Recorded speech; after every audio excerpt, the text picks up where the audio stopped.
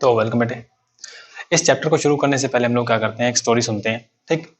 एक बार क्या हुआ कि मैं अपने दादाजी के साथ में, पर्सनल स्टोरी है, खेत में गया। ठीक है। तो खेत में जाने के बाद मैंने खेत में क्या देखा कि जो खेत में क्या होती है, जो ज़मीन होती है, वहाँ पर कुछ बिल थे। ठीक। तो मैं उन बिल के पास में गया तो मेरे दादाजी जो थे, उन्होंने मेरे को रोका, बोला बिल के पास में मत जा। मैंने कहा क्यों भाई, क्यों ना जाऊँ? तो उन्होंने बोला कि इस बिल में सांप रहते हैं। मैंने कहा अच्छा। तो फिर मैंने कहा कि ये सांप जो हैं, ये तो फिर जो किसान होते हैं खेतों में, उनको भी नुकसान पहुंचाते होंगे। ठीक। तो बोले नहीं, ऐसा नहीं है। तो मैंने कहा क्यों? क्योंकि बोले जो सांप जो हैं, आपको वहीं पे ज्यादा मिलेंगे जहां पर ज्यादा चूहे मिलते हैं। ठीक है। क्योंकि जो सांप है वो चूहों को खा जाते हैं। ठीक। तो मैंने कहा फिर ये इंसान को क्यों नहीं खाते? क्या नहीं, इंसान को नहीं खाते, अगर इसको कोई छेड़ेगा तभी इसको नुकसान पहुंचाते हैं इंसान को, वरना ये नहीं खाते। ठीक। तो वहां पर उन्होंने बताया कि जो स्नेक है वो किसको खा जाएंगे? चूहे को खा जाएंगे। ठीक। तो यहाँ पर हमें देखने को क्या मिला एक्चुअल में? ठीक। हम लोग जानते हैं कि जो इकोलॉजी होती है हमारी, ठीक है, वहां पर जो एनिमल्स होते हैं वो आइसोलेशन में नहीं रहते हैं। वहां पर एनिमल्स जो हैं आइसोलेशन में नहीं रहते हैं, वो एक दूसरे के साथ में इंटरेक्ट करते हैं। क्या करते हैं? एक दूसरे के साथ में इंटरेक्ट करते हैं। ठीक। और इंटरेक्शन जो है, बायोलॉजिकल इंटरेक्शंस आपने पढ़ी होंगी। ठीक है। प्रेडेशन होता है, पैरासाइटिज्म होता है, क्लियर? तो प्रेडेशन के अंदर बेसिकली क्या होता है कि एक प्रे होता है, एक प्रेडेटर होता है, एक दूसरे के ऊपर क्या होते हैं, जो हम बात करें कि जो प्रेडेटर होता है वो प्रे को खा जाता है। ठीक। इसी टाइप से पैरासाइटिज्म जो है, उस टाइप का इंटरेक्शन है। तो हम लोग बात करते हैं आजकल के जो फूड है हमारा, ठीक है, बेसिकली जो हम लोग सीरियल्स खाते हैं, ठीक है, या जो वीट है, वो काफी ज्यादा अच्छी क्वालिटी का नहीं है। क्योंकि हम लोग क्या करते हैं कि खेतों में उसके काफी ज्यादा स्प्रे वगैरह कर देते हैं। ठीक है। काफी ज्यादा पेस्टिसाइड का यूज करते हैं, केमिकल पेस्टिसाइड का यूज करते हैं।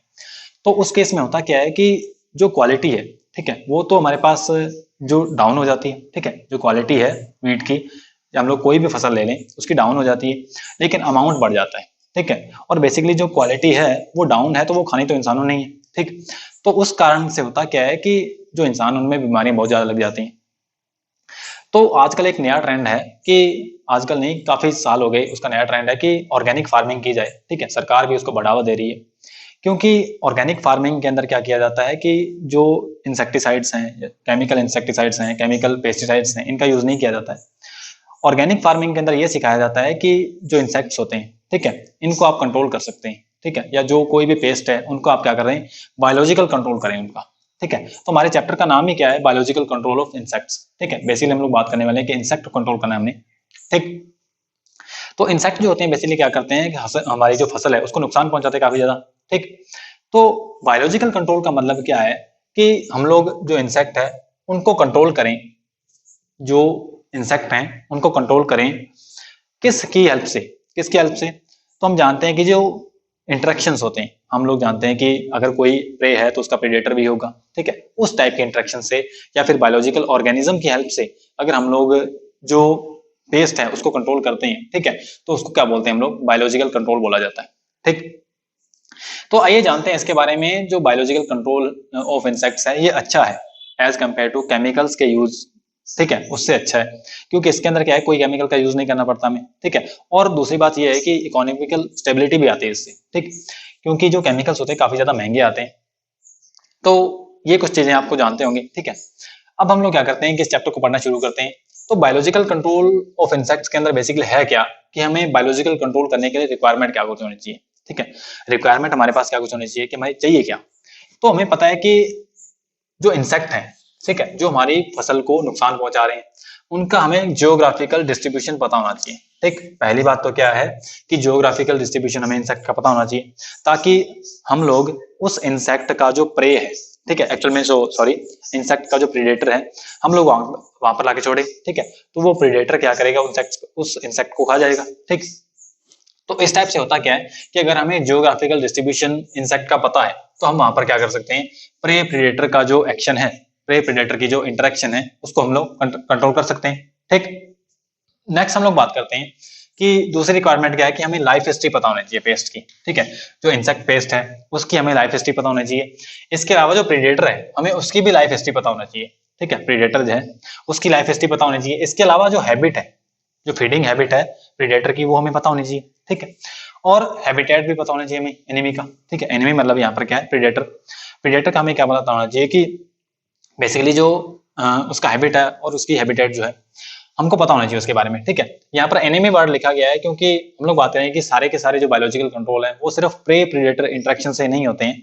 इसके अलावा कुछ एक फंजाई जो है पैरासिटिज्म करती हैं, ठीक है। और इसके अलावा जो प्रोटोजोआ वगैरह हैं, ठीक है, वो भी क्या करते हैं, पैरासिटिज्म करते हैं। कुछ एक वायरसेस जो हैं, ठीक है वायरसेस जो हैं वो क्या करते हैं कि डिजीज कॉज कर देते हैं, ठीक। तो हम लोगों ने यहाँ पर एक वर्ड यूज किया एनिमी, ठीक है। किसका एनिमी? बेसिकली जो पेस्ट है उसका एनिमी, ठीक है। तो हमें इंसेक्ट पेस्ट और उसका जो एनिमी है, ठीक है, उसका हैबिट भी हमें पता होना चाहिए। इसके अलावा हमें जो इंसेक्ट पेस्ट है उसका प्रॉपर आइडेंटिफिकेशन भी होना चाहिए, ठीक है। अगर हमें इंसेक्ट जो है उसका प्रॉपर आइडेंटिफिकेशन पता है, उसका जियोग्राफिकल डिस्ट्रीब्यूशन पता है, ठीक है, उसकी लाइफ हिस्ट्री पता है, उसका हमें प्रेडेटर पता है, तो हम लोग क्या कर सकते हैं, उसका प्रेडेटर लाके छोड़ सकते हैं वहां पे, ठीक है। या फिर ऐसा ऑर्गेनिज्म छोड़ सकते हैं जो कि उसको खत्म कर दे, जो कि उसको डिस्ट्रॉय कर दे, डिस्ट्रक्शन कर दे उसका, ठीक। तो बायोलॉजिकल कंट्रोल के अंदर हमें रिक्वायरमेंट्स ये कुछ होती हैं, ठीक है, क्लियर। तो नेक्स्ट हम लोग बात करते हैं कि जो करेक्टरिस्टिक्स हैं नेचुरल एनिमी की वो क्या कुछ होनी चाहिए, ठीक है। मान लीजिए कोई इंसेक्ट है हमारी फसल को डैमेज कर रहा है, ठीक है, इंसेक्ट जो है फसल को डैमेज कर रहा है। अब ऐसा नहीं है कि सारे के सारे इंसेक्ट ही फसल को डैमेज करते हैं, ऐसा नहीं होता है, क्योंकि जो फसल होती है उसके अंदर फ्लावर्स लगते हैं, ठीक है, नॉर्मली हम लोग देखते हैं तो फ्लावर लगते हैं। तो फ्लावर के अंदर क्या होता है, पॉलिनेशन होता है। तो पॉलिनेशन के अंदर बेसिकली जो पॉलिनेशन करवाने के एजेंट हैं, सबसे जो मेन एजेंट है वो क्या है, इंसेक्ट्स ही हैं, ठीक है। एंटेमोफिली आपने नाम सुना होगा, मेजर जो पॉलिनेशन होता है वो किसके कारण होता है, वो होता है बेसिकली इंसेक्ट के कारण।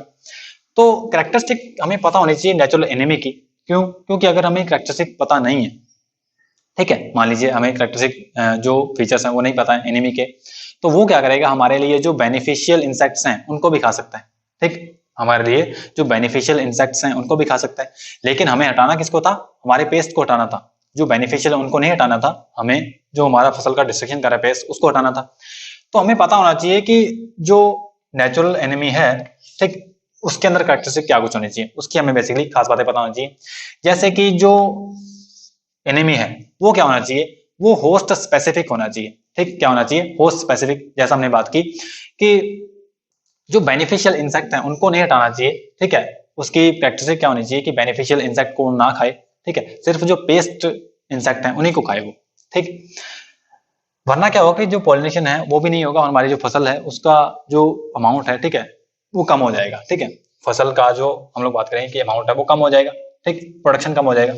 इसके अलावा जो नेचुरल एनिमी है उसके पास एबिलिटी होनी चाहिए कि वो इंसेक्ट पेस्ट को लोकेट कर पाए, ठीक है। बेसिकली इंसेक्ट क्या करते हैं कि अपने आप को कैमोफ्लेज कर लेते हैं, ठीक है, छुपा लेते हैं, मिमिक्री कर लेते हैं अपने एनवायरनमेंट की।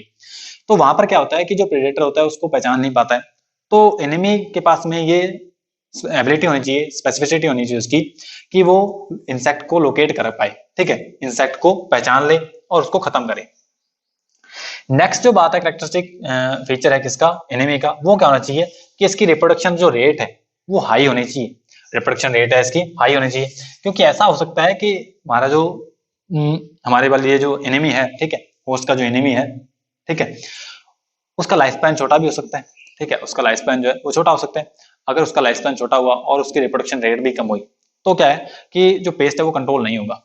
तो इसके लिए हमें क्या करना चाहिए कि इंसेक्ट का जो एनिमी है वो ऐसा चूज करना चाहिए, ठीक है, उसकी कैरेक्टरिस्टिक ऐसी होनी चाहिए एनिमी की कि उसका रिप्रोडक्शन रेट हाई होना चाहिए, ठीक है। और जितना ज्यादा हाई होगा उतनी जल्दी से क्या होगा, पेस्ट का कंट्रोल होगा। नेक्स्ट जो कैरेक्टरिस्टिक है वो क्या है, उसके बीच में बेसिकली जो एनिमी है उसके ऊपर ज्यादा हाइपर पैरासाइट नहीं होने चाहिए, ठीक है, उसके ऊपर पैरासाइट नहीं होने चाहिए। हाइपर पैरासाइट का मतलब क्या होता है कि जो एनिमी है उसके ऊपर कोई पैरासाइट नहीं होना चाहिए, ठीक है, समझ आई बात। इसके अलावा क्या है, मतलब हाइपर पैरासाइट वहां पर नहीं होनी चाहिए, समझ आई होगी आपको बात। इसके अलावा हाई अडेप्टेबिलिटी होनी चाहिए उसकी एनवायरनमेंट के लिए, ठीक है। जो हम बात करें कि एनिमी जो है पेस्ट का, ठीक है, उसकी जो अडेप्टेबिलिटी है एनवायरनमेंट के लिए वो अच्छी होनी चाहिए, ठीक है, ताकि वो किस हमें अगर हम उसे किसी भी टाइप का एनवायरनमेंट प्रोवाइड करें तो उसके अंदर अपने आप को ढाल पाए, ठीक है। तो ये कुछ एक खास बातें हैं, इन बातों का हमें पता होना चाहिए, ठीक है। तो हम लोग क्या करते हैं, अब जो नेक्स्ट लेक्चर है उसके अंदर हम लोग देखते हैं कि बेसिकली जो प्रे प्रेडेटर है उसका इंटरेक्शन कैसा है, ठीक है, पैरासिटिज्म के कारण हम लोग कैसे कर सकते हैं कि बायोलॉजिकल कंट्रोल कैसे कर सकते हैं। आइए जानते हैं एजेंट्स ऑफ बायोलॉजिकल कंट्रोल के बारे में। इसमें हम लोग बेसिकली क्या पढ़ने वाले हैं कि जो प्रेडेटर्स होते हैं, ठीक है, या फिर जो पैरासाइट्स होते हैं, इसके अलावा वायरसेस हैं, कुछ एक फंजाइज हैं, ठीक है, कुछ एक प्रोटोजोन्स हैं या कुछ एक वर्टिब्रेट्स हैं। इन सब का हम लोग क्या करेंगे, एक एक करके जिक्र करेंगे, ठीक है। सबका बायोलॉजिकल कंट्रोल के अंदर किस टाइप से वो क्या करते हैं, बायोलॉजिकल कंट्रोल करते हैं, हम लोग उसको देखने वाले हैं। तो आइए शुरू करते हैं। सबसे पहले हम लोग प्रीडेटर इंसेक्ट के बारे में देखते हैं, ठीक है। प्रीडेटर पता होगा आपको कि क्या होता है। बेसिकली प्रीडेटर उस ऑर्गेनिज्म को बोलते हैं जो बड़ा होता है, और जो प्रे होता है वो छोटा ऑर्गेनिज्म होता है। प्रीडेटर जो होता है प्रे को खा जाता है, ठीक, सिंपल। अब यहाँ पर है क्या बेसिकली कि जो लेडी बर्ड बीटल है, ठीक, लेडी बर्ड बीटल जो है, इस ये जो है लार्ज इंसेक्ट है, ठीक है, एज कम्पेयर टू दे। अब यहाँ पर क्या है, ये किसको कंट्रोल करती है, ये फीड करती है स्केल इंसेक्ट के ऊपर, प्लांट फ्लाइज के और व्हाइट फ्लाइज जो है, ठीक है। जो लेडी बर्ड बीटल है ये किस किसको खाती है, ये स्केल इंसेक्ट्स को, प्लांट फ्लाइज को और व्हाइट फ्लाइज को, ठीक है। हम लोग एक चार्ट के हेल्प से समझ रहे हैं। तो ये क्या है, ये प्रे है लेडी बर्ड बीटल के, ठीक। इसके अलावा जो कैटरपिलर है, एक कैटरपिलर है किसका, यूब्लेमा सेटुला का। यूब्लेमा सेटुला का जो कैटरपिलर होता है वो किसका खाता है, वो स्केली इंसेक्ट्स को खा जाता है, ठीक है। वो भी क्या करता है, स्केली इंसेक्ट्स को खा जाता है। इसके अलावा जो क्राइसोपा होता है, ठीक है, क्राइसोपा के अंदर जो ऑर्गेनिज्म होता है, क्राइसोपिड्स बोलते हैं इनको, वो भी क्या करते हैं, मीलीबग और प्लांट लाइस को खाते हैं। मीलीबग आपने नाम सुना होगा, ठीक है। मीलीबग ने पिछले कुछ एक सालों में काफी ज्यादा आतंक मचाया था, ठीक है। कॉटन के प्लांट के ऊपर ये फीड करता था, ठीक है। मीलीबग आपने नाम सुना होगा। तो मीलीबग को कौन कंट्रोल करता है, क्राइसोपिड्स, ठीक है। लेकिन ये जो है यूब्लेमा है या फिर क्राइसोपिड्स हैं, ये इतनी ज्यादा इफेक्टिव नहीं है जितना ज्यादा लेडी बर्ड बीटल इफेक्टिव है, ठीक, समझ आएगा आपको। लेडी बर्ड बीटल क्या है, एक काफी एक इफेक्टिव एजेंट है, काफी एक इफेक्टिव एजेंट है बायोलॉजिकल कंट्रोल में। नेक्स्ट हम लोग देखते हैं कि ये क्या थे, ये प्रीडेटर इंसेक्ट के थे, ठीक है। वो क्या थे, प्रीडेटर इंसेक्ट थे। अब हम लोग बात करते हैं पैरासिटिक इंसेक्ट के ऊपर, ठीक है। ये पैरासाइट है, ये क्या है, पैरासाइट्स होते हैं, और जिस होस्ट के ऊपर ये सर्वाइव करते हैं उसे क्या बोलते हैं इसका इसका होस्ट बोलते हैं बेसिकली, ठीक है। अब जो ट्रैकिनेड फ्लाइज होती हैं, यहाँ से बात सुने, जो ट्रैकिनेड फ्लाइज हैं, ठीक है, ये किसको खाती हैं, जो कैटरपिलर होते हैं, मोथ्स के और बटरफ्लाइज जो हैं, ठीक है, बटरफ्लाई है, मोथ है, इनके जो कैटरपिलर होते हैं, इनको कौन खा जाता है, इनको खाता है ट्रैकिनेड फ्लाइज, ठीक। उसके बाद में जो ब्रैकोनिड्स हैं, ठीक है, और क्या है, कैल्सिड्स हैं। ब्रैकोनिड वास्प होते हैं, कैल्सिड वास्प होती हैं। ये क्या करते हैं, शुगर केन बोरर और मिलेट्स को कंट्रोल करते हैं, ठीक है। बेसिकली जो ब्रैकोनिड है ये क्या करता है, ये कैटरपिलर को खाता है ब्रैकोनिड जो है ये क्या करता है, ये कैटरपिलर को खाता है, ठीक। कैटरपिलर के ऊपर बेसिकली पैरासाइट है, ठीक है, कैटरपिलर को खत्म करता है। और जो कैल्सिड है ये क्या है, ये एग पैरासाइट है बेसिकली, ये क्या करता है, एग को खत्म कर देता है, ठीक, डिसेक्शन कर देता है उसका। उसके बाद में माइक्रोप्लेटिस जो ऑफ्यूसिया है, ठीक है, माइक्रोप्लाइटिस ऑफ्यूसिया जो है ये कैस्टर सेमिलूपर को खत्म करता है, ठीक। हम लोग देख रहे हैं नेचर के अंदर नॉर्मली इतने ज्यादा एनिमी प्रेजेंट होते हैं, लेकिन उसके बाद में भी हम लोग क्या करते हैं, जो केमिकल्स हैं उसका यूज करते हैं, ठीक है। अगर इनका यूज किया जाए तो केमिकल्स का यूज अपने आप कम हो सकता है, ठीक, और अच्छे वे में कम हो सकता है। इसके बाद हम बात करें कि जो ट्राइकोग्रामा स्पीसीज है, ठीक है, ट्राइकोग्रामा जो स्पीसीज है ये भी क्या है, ये एग पैरासाइट्स हैं। और किसको खत्म करते हैं, ये शुगर केन बोरर जो है, इसके एग्स जो है, केन बोरर जो है इसको खत्म कर देते हैं, ठीक, समझ आई आपको बात। तो ये क्या हमने पढ़ा कि जो प्रेडेटर इंसेक्ट हैं और पैरासाइटिक इंसेक्ट जो हैं हमने उनके बारे में पढ़ा, ठीक है। अब एक बात ध्यान रखें यहाँ पे कि जो पैरासाइट जो हम लोग इंट्रोड्यूस करते हैं, ठीक है, हमारे पास मान लीजिए क्या है कि कोई क्रॉप है, उसके अंदर हमने क्या किया, पैरासाइट जो इंसेक्ट्स हैं इनको वहां पर क्या कर दिया, हमने वहां पर लाके छोड़ दिया, ठीक है। उसके बाद में होता क्या है कि यहाँ पर एक काफी ज्यादा केयर रखनी पड़ती है, ग्रेट केयर करनी पड़ती है अपने को, क्योंकि जो पैरासाइटिक इंसेक्ट होते हैं ये जो अच्छे इंसेक्ट होते हैं हमारे लिए, ठीक है, या जो हमारे लिए बेनिफिशियल इंसेक्ट्स हैं उनके ऊपर भी पैरासिटिज्म कर सकते हैं, ठीक है, उनको भी क्या कर सकते हैं, डिसेक्शन प्रोवाइड कर सकते हैं उनका डिसेक्शन कर सकते हैं, ठीक। तो यहाँ पर क्या है कि हमें काफी ज्यादा केयर करने की जरूरत पड़ती है, ठीक। अब हम लोग क्या करते हैं कि यहाँ पर अगर हम लोग कोई पैरासाइट लाके छोड़ते हैं, ठीक है, जब कोई पैरासाइट को इंट्रोड्यूस किया जाता है, ठीक है, तब वहां पर कुछ एक बातें और ध्यान रखी जाती हैं कि जो पैरासाइट है, हमने पहले ही बात करी है कि वो क्या होना चाहिए, होस्ट स्पेसिफिक होना चाहिए, वो क्या होना चाहिए, होस्ट स्पेसिफिक होना चाहिए, ठीक, होस्ट स्पेसिफिक होना चाहिए। और मेन बात क्या है कि वो प्लांट फीडर नहीं होना चाहिए, वो प्लांट फीडर नहीं होना चाहिए, कोई भी एनिमी है चाहे, वो प्लांट फीडर नहीं होना चाहिए, क्योंकि प्लांट को ही तो हमें बचाना है, ठीक है, वो प्लांट फीडर नहीं होना चाहिए, क्लियर। इसके अलावा किसके अलावा कि वो जो पैरासाइट है वो होस्ट स्पेसिफिक होना चाहिए और प्लांट फीडर नहीं होना चाहिए, ठीक है। इसके अलावा जो क्या है कि अगर हमने वहां पर लाके छोड़ दिया उसको, इंसेक्ट को लाके छोड़ दिया, ठीक है, जो वहां के लोकल, हम बात करें कि जो पैरासाइट्स होते हैं उनको इफेक्ट नहीं करना चाहिए उसे, ठीक है। जो लोकल वहां की लोकेलिटी के अंदर जो ऑर्गेनिज्म प्रेजेंट होते हैं उनको उसे इफेक्ट नहीं करना चाहिए, ठीक है। तो ये कुछ एक बातें थी हमने की जिसके बारे में कि जो प्रेडेटर इंसेक्ट होते हैं और पैरासिटिक इंसेक्ट होते हैं इनके बारे में। नेक्स्ट हम लोग बात करते हैं कि जो वर्टिब्रेट्स होते हैं, ठीक है, प्रेडेटरी वर्टिब्रेट्स हैं और जो वायरसेस हैं, कुछ एक प्रोटोजो हैं, उनका हम लोग बायोलॉजिकल कंट्रोल एजेंट के फॉर्म में कैसे यूज कर सकते हैं, आइए और जानते हैं। अब हम लोग पढ़ते हैं प्रेडेटर वर्टिब्रेट्स के बारे में, ठीक है, प्रेडेटर वर्टिब्रेट्स के बारे में। जैसे गम्बूसिया फिश जो है, ये क्या करती है, अगर मान लीजिए कोई वाटर वाली जगह है, ठीक है, जहां पर स्टैग्नेंट वाटर होता है, या फिर जहां पर हम लोग क्या करते हैं पैडी फील्ड जो होते हैं, ठीक है, वहां पर अगर कोई लार्वा जो है मस्कीटो के या प्यूपा है वो वहां पर ग्रो कर रहे हैं, तो गैम्बोसिया फिश क्या करती है, उसको खत्म कर देती है, उसको खा जाती है, ठीक है। और गैम्बोसिया फिश का तो यूज भी किया जाता है अगर मान लीजिए कहीं पर स्टैग्नेंट वाटर है, ठीक है, तो वो मलेरिया कॉज करने का बहुत ही बड़ा रीजन होता है, ठीक है, स्टैग्नेंट वाटर, वहां पर हमें क्या करना चाहिए, गैम्बोसिया फिश जो है ये लाके छोड़नी चाहिए, ठीक है, जो क्या करती है मस्कीटो को खत्म कर देती है, बेसिकली लार्वा और पीपा को। अब जो जायंट टोड्स ऑफ मैक्सिको हैं, ठीक है, ये क्या करते हैं, ये जो ग्रब्स होते हैं, ठीक है, शुगर केन के, उनको खत्म कर देते हैं, ठीक है। जायंट टोड्स जो हैं वो क्या करते हैं, ग्रब अटैक जो होता है शुगर केन के ऊपर उसको खत्म कर देते हैं, मतलब ग्रब्स को खा जाते हैं, ठीक, जो इंसेक्ट के ग्रब्स होते हैं उनको खा जाते हैं। उसके बाद जो डक्स हैं, ठीक है, बतखें जो होती हैं पैडी फील्ड के अंदर इनको लाद के छोड़ा जाता है, साउथ इंडिया के अंदर बेसिकली कॉमन है, ठीक है। और ये करती क्या है, जो स्ट्रिप्ड बग्स होते हैं, ठीक है, स्ट्रिप्ड बग्स हैं उनको खत्म कर देती हैं। ये सारे के सारे जो हमने तीनों के तीनों एग्जांपल देखे, ये क्या है, वर्टिब्रेट्स हैं, ठीक है, तीनों के तीनों क्या है, वर्टिब्रेट्स हैं। ये पीसीज ऑर्डर के अंदर आती है, ठीक है, पीसीज ग्रुप के अंदर आती है बेसिकली। एंड ये क्या है, एम्फीबियन है, ठीक है, जायंट टोड जो है। एंड देन जो डक है ये एवीज ऑर्डर, एवीज ग्रुप का मेंबर है, ठीक। नेक्स्ट हम बात करें कि ये तो थे प्रेडेटर्स, ठीक है, वर्टिब्रेट प्रेडेटर्स। नेक्स्ट हम लोग बात करते हैं कि कुछ एक डिजीज कॉजिंग ऑर्गेनिज्म भी होते हैं, क्या होते हैं, डिजीज कॉजिंग ऑर्गेनिज्म भी होते हैं। जैसे जो फंजाइज होती हैं, फंजाई आपने सुना होगा कि जो डर्मेटोफाइटोन फंजाई होती है वो ह्यूमन में क्या करती है कि रिंग वर्म कॉज कर देती है, ठीक है, जिसको दाद बोलते हैं, वो कॉज कर देती है। तो उसी टाइप से जो फंजाई है वो क्या कर देती है, जो इंसेक्ट्स होते हैं उनमें भी डिजीज कॉज कर देती है, ठीक, उनमें भी क्या करती हैं, डिजीज कॉज कर देती है।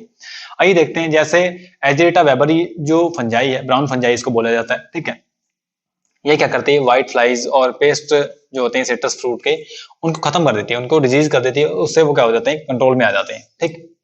ये सारी की सारी जो फंजाइज है बेसिकली, तीनों की तीनों फंजाइज कौन कौन सी, brown fungi, red fungi, yellow fungi, ये तीनों की तीनों करती क्या है कि जो पेस्ट होते हैं, ठीक है, इनको खत्म कर देती है, डिजीज कॉज करके इनको खत्म कर देती है। देखें, जैसे जो रेड फंजाई है इसका साइंटिफिक नेम क्या है, एस्टेरो एस्टेरोसोनिया एल्विरोडिस, ठीक है, एल्विरोडिस क्या है, ये फंजाई का नेम है, ठीक है, साइंटिफिक नेम है। इसके अलावा जो एस्ट्रोसोनिया ग्लोडियाना है, ठीक है, इसको येलो फंजाई भी बोलते हैं। ये फंजाई क्या करते हैं, बेसिकली डिजीज कॉज कर देती है, ठीक है। अब हम लोग जो नेक्स्ट देखने वाले हैं वो सारे के सारे जो ऑर्गेनिज्म वो क्या है, डिजीज कॉजिंग ऑर्गेनिज्म, ठीक। अब बैसिलस थ्यूरिजेंसिस आपने नाम सुना होगा, ठीक है, ये क्या है, एक वायरस है, सॉरी ये क्या है, एक बैसिलस थ्यूरिजेंसिस एक बैक्टीरिया है, ठीक है, ये क्या है, एक बैक्टीरिया है। इसको हम लोग क्या करते हैं, बैसिलस थ्यूरिजेंसिस को यूज किया जाता है बायोटेक्नोलॉजी के अंदर, इसको यूज किया जाता है बायोटेक्नोलॉजी में, ठीक है। इससे बीटी कॉटन जो है इसका प्रोडक्शन किया गया, ठीक है, BT cotton, B for bacillus, T for thuringiensis, ठीक है, बीटी कॉटन का प्रोडक्शन किया गया। अब बैसिलस थ्यूरिजेंसिस के अंदर होता क्या है कि कुछ एक जीन्स होते हैं स्पेशल टाइप के, इन्हें क्राई जीन्स बोला जाता है। क्राई जीन्स जो होते हैं वो क्या करते हैं, क्रिस्टल प्रोटीन का फॉर्मेशन करते हैं, क्या करते हैं, क्रिस्टल प्रोटीन्स का फॉर्मेशन करते हैं। और क्रिस्टल प्रोटीन जो होते हैं ये टॉक्सिक होते हैं, ठीक, क्रिस्टल प्रोटीन जो होते हैं वो टॉक्सिक होते हैं। और जब जो क्रिस्टल प्रोटीन्स होते हैं जब ये स्टमक में जाते हैं, इंटेस्टाइन में जाते हैं, कोलियोप्टेरा और लेपिडोप्टेरा लार्वा के अंदर, ठीक है, तो क्या हो जाते हैं, वो खत्म हो जाते हैं, क्लियर। अब जो बैसिलस थ्यूरिजेंसिस इसको ये क्रिस्टल प्रोटीन क्यों नहीं मारते, क्योंकि ये जो क्रिस्टल प्रोटीन होते हैं ये इनएक्टिव फॉर्म में होते हैं, ठीक है, प्रो फॉर्म के अंदर होते हैं, तो क्या है ये इसको खत्म नहीं करते, क्लियर। जब ये टॉक्सिन जो होते हैं इनको एल्कलाइन मीडियम मिलता है, जब इन टॉक्सिन्स को एल्कलाइन मीडियम मिलता है तभी क्या होता है कि ये जो प्रोटॉक्सिन्स हैं ये टॉक्सिन के फॉर्म में कन्वर्ट होते हैं। एंड देन उसके बाद में क्या होता है कि जो ऑर्गेनिज्म है कोलियोप्टेरा और लेपिडोप्टेरा है इसके जो लार्वा है, ठीक है, अगर इस हम बात करें कि इस क्राई प्रोटीन को खा लें तो मर जाते हैं, ठीक। उसके बाद में कोकाबैसिलस एक्रोडियम जो क्या है, ये भी एक बैक्टीरिया है, ठीक है।